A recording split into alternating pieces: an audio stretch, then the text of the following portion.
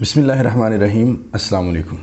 मोहतरम नाज़रीन, ये हकीकी बात है कि अल्लाह तबारक व तआला ने इस कायनात में सबसे आला और अफजल अगर किसी मखलूक को बनाया है तो वो इंसान को बनाया है।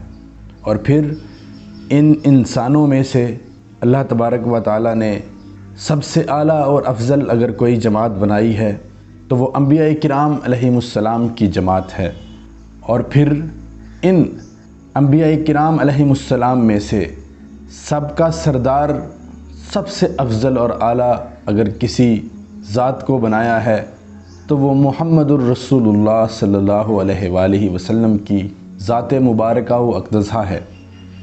और फिर इसी तरह अल्लाह तबारक व तआला ने इन तमाम अंबिया किराम अलैहिमुस्सलाम के साथियों में से सबसे आला और बरतर साथी अगर किसी नबी के बनाए हैं तो वो मुहम्मदुर रसूलुल्लाह सल्लल्लाहु अलैहि वसल्लम के साथी हैं। और फिर इन 1.25 लाख सहाबा किराम की जमात में से अल्लाह तबारक व तआला ने अगर किसी गिरोह को सबसे ज़्यादा फजीलत वाला बनाया है तो वो 1300 सहाबा हैं जिन्होंने नबी करीम सल्लल्लाहु अलैहि वसल्लम के हाथ पर बैत रिज़वान की थी। और फिर इन 1300 सहाबा किराम में से अगर कोई गिरोह सबसे ज़्यादा फजीलत वाला है तो वो 313 हैं जो ग़ज़वा बदर में शरीक हुए थे।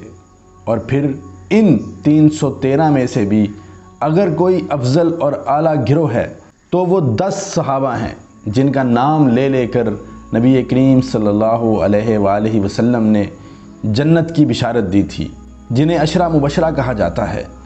और फिर अगर इन 10 में से भी किसी को फजीलत और बरतरी हासिल है तो वो 4 सहाबा किराम हैं जिन्हें खुलफाए राशिदीन के नाम से जाना जाता है।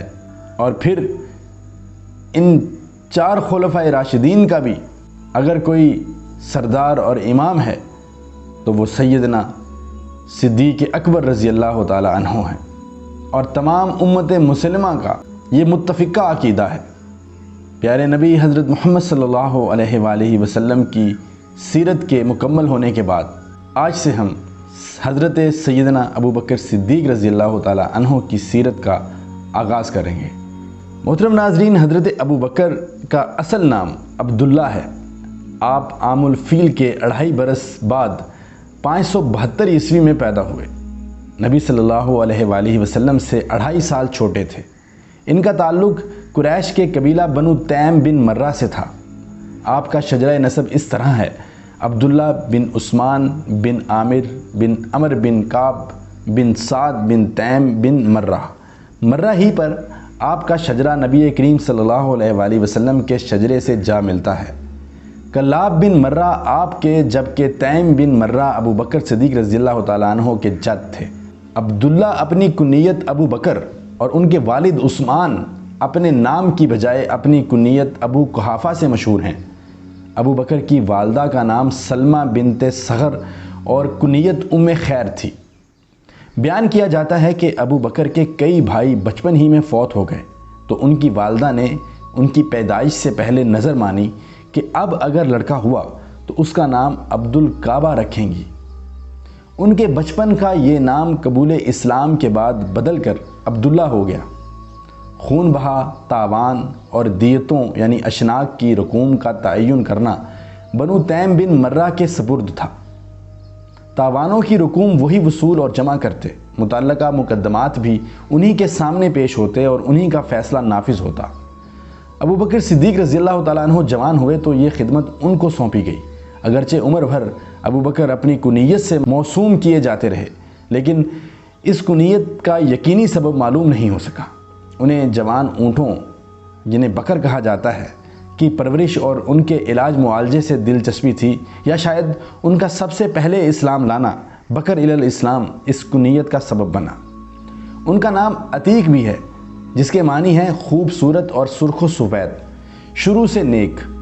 एक सबब यह है कि हज़ूर सल्लल्लाहु अलैहि वसल्लम ने आप रज़ियल्लाहु ताला अन्हु को देखकर फरमाया कि کہ تم اللہ کی طرف سے دوزخ سے آزاد یعنی عتیق اللہ ہو۔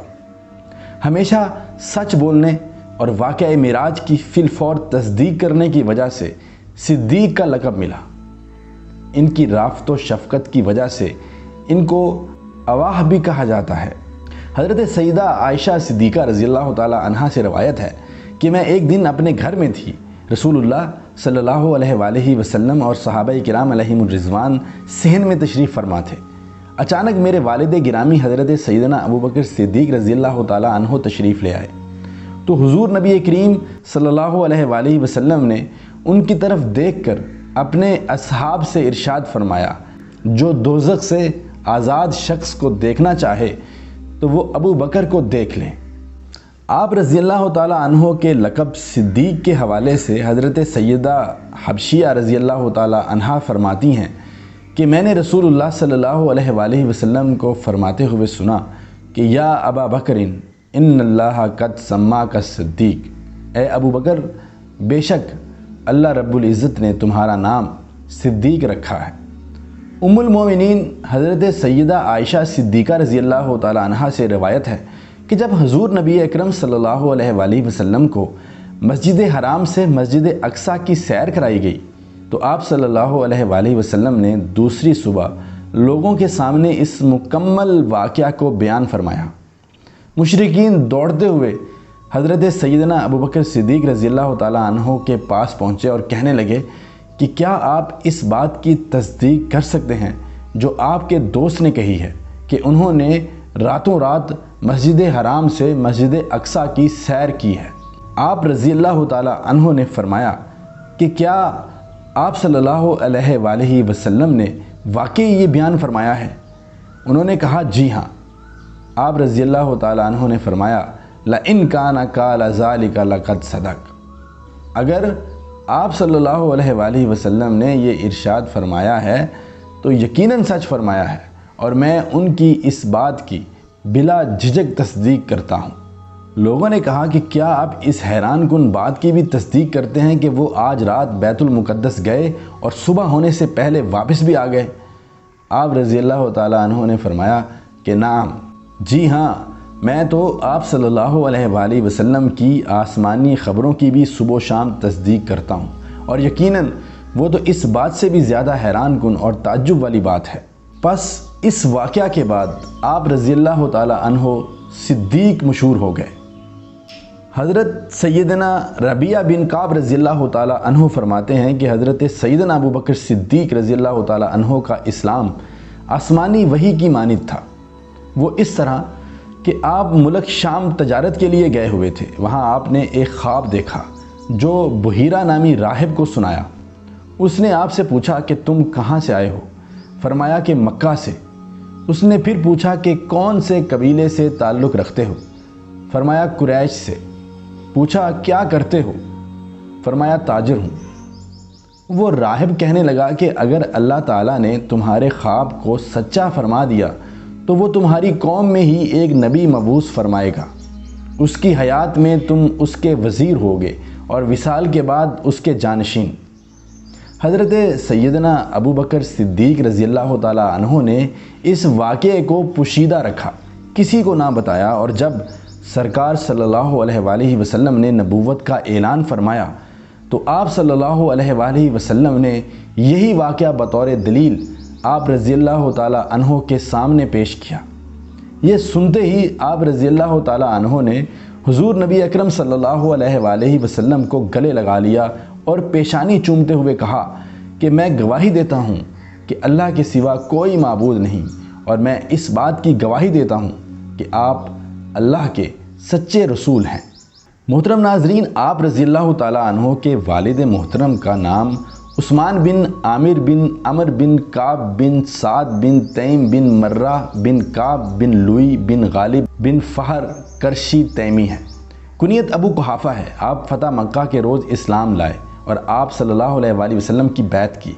حضرت سیدنا ابوبکر صدیق رضی اللہ تعالی عنہ کی وفات کے بعد بھی زندہ رہے اور ان کے وارث ہوئے۔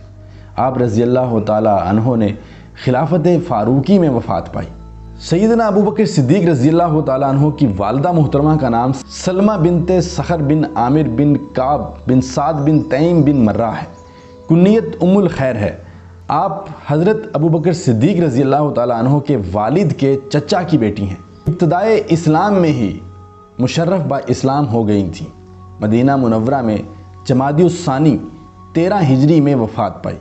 حضرت ابو بکر صدیق رضی اللہ تعالیٰ عنہ کی ازواج کی تعداد 4 ہے۔ آپ نے 2 نکاح مکہ مکرمہ میں کیے اور 2 مدینہ منورہ میں۔ ان ازواج سے آپ کے 3 بیٹے اور 3 بیٹیاں ہوئیں۔ حضرت سیدنا ابو بکر صدیق رضی اللہ تعالیٰ عنہ کا پہلا نکاح قریش کے مشہور شخص عبد العزیٰ کی بیٹی ام قتیلہ سے ہوا۔ اس سے آپ رضی اللہ تعالیٰ عنہ کے ایک بڑے بیٹے حضرت سیدنا عبداللہ رضی اللہ تعالیٰ عنہ اور ایک بیٹی حضرت سیدہ اسماء رضی اللہ تعالیٰ عنہ پیدا ہوئیں۔ آپ رضی اللہ تعالیٰ عنہ کا دوسرا نکاح ام رومان زینب بنت عامر بن عویمر سے ہوا۔ ان سے ایک بیٹے حضرت سیدنا عبد الرحمن رضی اللہ تعالیٰ عنہ اور ایک بیٹی ام المومنین حضرت سیدہ عائشہ صدیقہ رضی اللہ تعالیٰ عنہ پیدا ہوئیں۔ سیدنا صدیق اکبر رضی اللہ تعالیٰ عنہ نے تیسرا نکاح حبیبہ بنت خارجہ بن زید سے کیا۔ ان سے آپ رضی اللہ تعالیٰ عنہ کی سب سے چھوٹی بیٹی حضرت سیدہ ام کلثوم رضی اللہ تعالیٰ عنہ پیدا ہوئیں۔ آپ رضی اللہ تعالیٰ عنہ نے چوتھا نکاح سیدہ اسماء بنت امیس سے کیا۔ یہ حضرت سیدنا جعفر بن ابی طالب رضی اللہ تعالیٰ عنہ کی زوجہ تھی۔ جنگ موطا کے دوران شام میں حضرت سیدنا جعفر رضی اللہ تعالیٰ عنہ کی شہادت کے بعد حضرت سیدنا ابو بکر صدیق رضی اللہ تعالیٰ عنہ نے ان سے نکاح کر لیا۔ حجۃ الوداع کے موقع پر ان سے آپ رضی اللہ تعالیٰ عنہ کے بیٹے محمد بن ابی بکر پیدا ہوئے۔ جب حضرت سیدنا ابو بکر صدیق رضی اللہ تعالیٰ عنہ نے دنیا سے پردہ فرمایا تو حضرت سیدنا علی المرتضیٰ رضی اللہ تعالیٰ عنہ نے آپ سے نکاح کر لیا۔ اس طرح آپ کے بیٹے محمد بن ابی بکر کی پرورش حضرت سیدنا علی المرتضیٰ رضی اللہ تعالیٰ عنہ نے فرمائی۔ حضرت سیدنا ابو بکر صدیق رضی اللہ تعالیٰ عنہ کے گھرانے کو ایک ایسا شرف حاصل ہے جو اس گھرانے کے علاوہ کسی اور مسلمان گھرانے کو حاصل نہیں ہوا۔ حضرت ابو بکر صدیق رضی اللہ تعالیٰ عنہ خود بھی صحابی، ان کے والد حضرت ابو قحافہ رضی اللہ تعالیٰ عنہ بھی صحابی، آپ کے تینوں بیٹے حضرت عبداللہ رضی اللہ تعالیٰ عنہ، حضرت عبد الرحمن رضی اللہ تعالیٰ عنہ اور حضرت محمد بن ابی بکر رضی اللہ تعالیٰ عنہ بھی صحابی۔ آپ رضی اللہ تعالیٰ عنہ کے پوتے بھی صحابی۔ آپ کی بیٹیاں حضرت سیدہ عائشہ رضی اللہ تعالیٰ عنہ، حضرت سیدہ اسماء رضی اللہ تعالیٰ عنہ اور حضرت سیدہ ام کلثوم رضی اللہ تعالیٰ عنہ بھی صحابیات، اور آپ کے نواسے بھی صحابی ہوئے۔ حضرت سیدنا موسیٰ بن عقبہ رضی اللہ تعالیٰ عنہ سے روایت ہے کہ ہم صرف 4 ایسے افراد کو جانتے ہیں جو خود بھی مشرف با اسلام ہوئے اور شرف صحابیت پایا، اور ان کے بیٹوں نے بھی اسلام قبول کر کے شرف صحابیت حاصل کی۔ ان 4 کے نام یہ ہیں: ابو قحافہ عثمان بن عمر رضی اللہ تعالیٰ عنہ، یعنی ابو بکر صدیق رضی اللہ تعالیٰ عنہ کے والد، اور دوسرے خود ابو بکر عبداللہ بن عثمان رضی اللہ تعالیٰ عنہ، اور پھر ان کے بیٹے عبد الرحمن بن ابی بکر رضی اللہ تعالیٰ عنہ، پھر ان کے پوتے محمد بن عبد الرحمن رضی اللہ تعالیٰ عنہ۔ محترم ناظرین، آج کی اس ایپیسوڈ میں ہم نے سیدنا ابو بکر صدیق رضی اللہ تعالیٰ عنہ کا تعارف پیش کیا ہے۔ آپ کی زندگی کے حالات و واقعات کے ساتھ اگلی ایپیسوڈ میں انشاءاللہ جلد ہی ملاقات ہوگی۔ اللہ نگہبان۔